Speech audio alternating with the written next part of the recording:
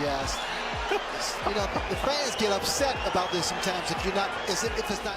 Trying to get by that extended left hand, and he does. Right hand and a hook by Garcia. Rodriguez. This is over.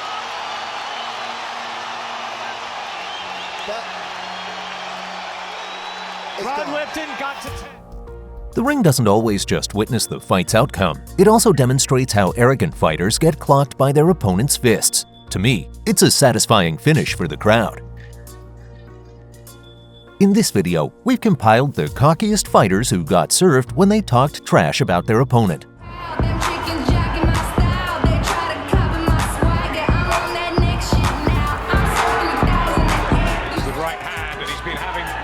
With that. It's the opening bell! Oh, what a knockout! Well, I would have to say those are a unique choice.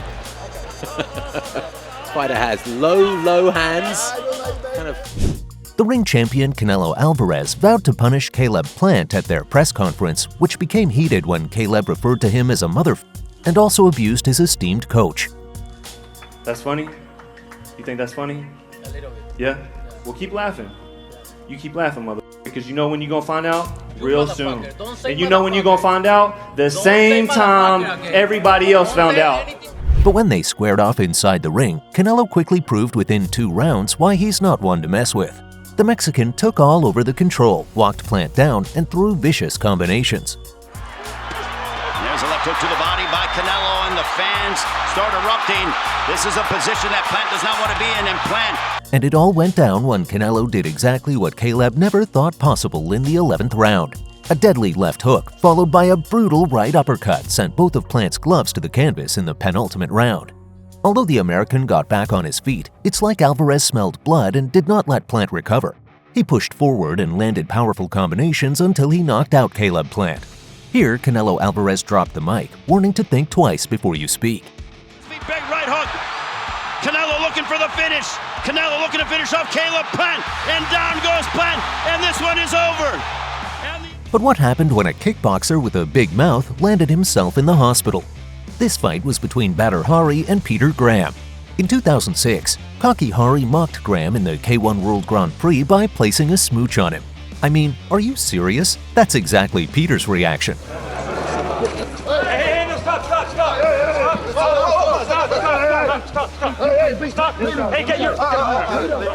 But Graham did reply to his smooch very well in the 3rd round through his trademark Rolling Thunder spinning kick. By seeing that, my blood's already gone ice cold.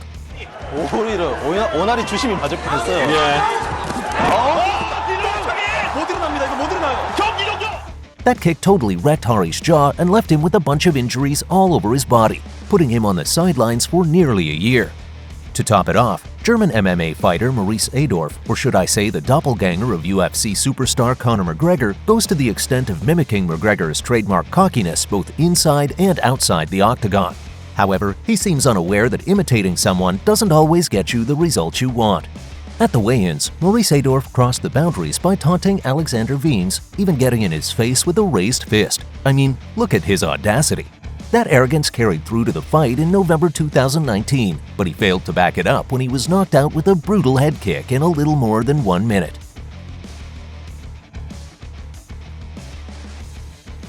Adorf came into the clash with a 2-0 record, but this defeat marked the first setback of his MMA career, surviving for 64 seconds before Viens' head kick led to the fight's conclusion.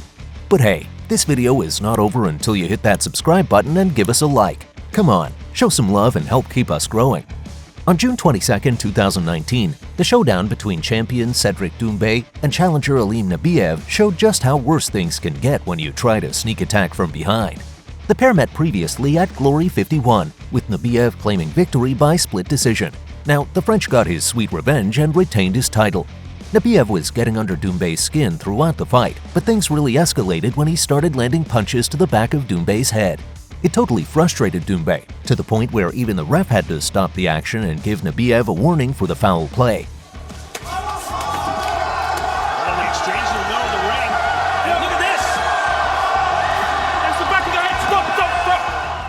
But then in the 2nd round, exactly what Nabiev was asked for went down.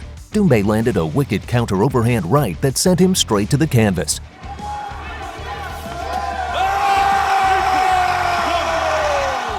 It was like Doumbé sensed blood in the water, because as soon as Nabiev got back to his wobbled feet, it was only for a moment as Doumbé landed another right hand and sent an unconscious Nabiev to the mat.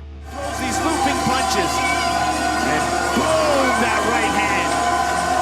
Followed the left hook on the way down. And when we are talking about the cockiest player, you wouldn't believe it unless you've seen this.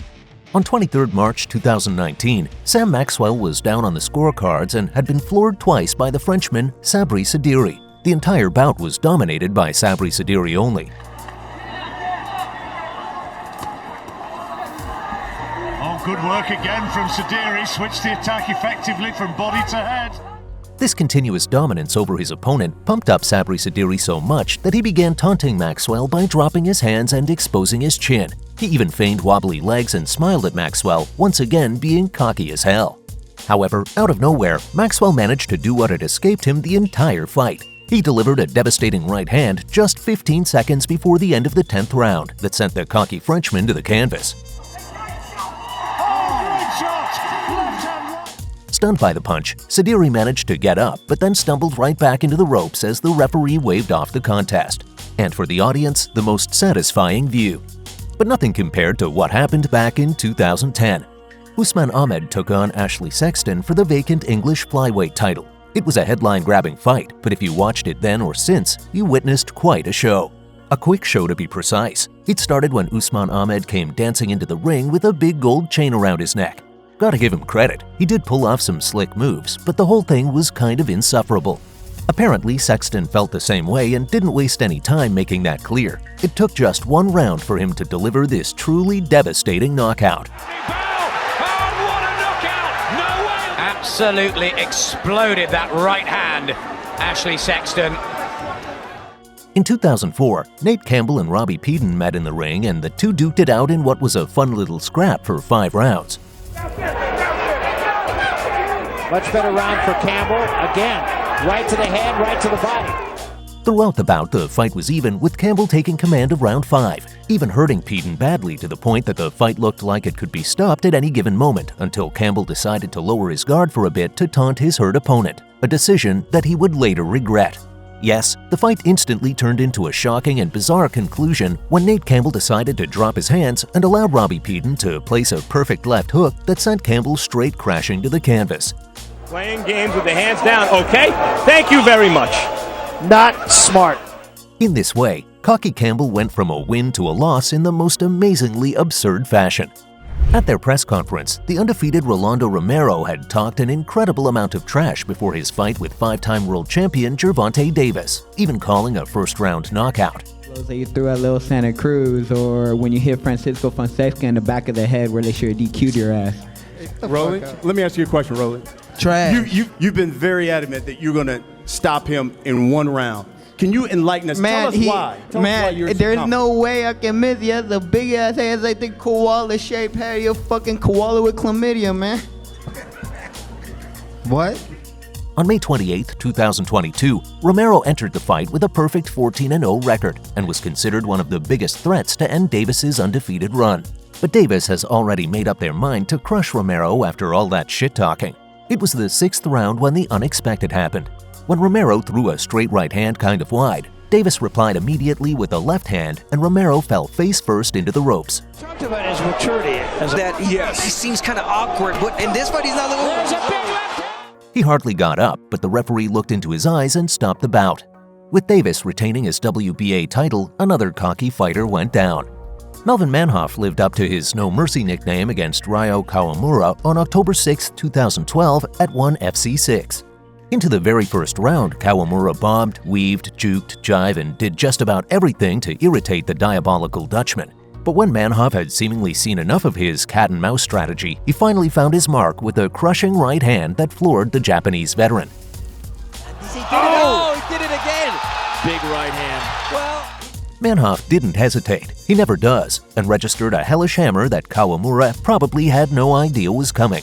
And when he woke up from the fist of fury, it's likely that he still had no idea what hit him. Straight up savage.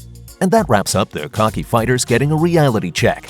Drop a comment below on who you think deserves to get knocked out cold the most.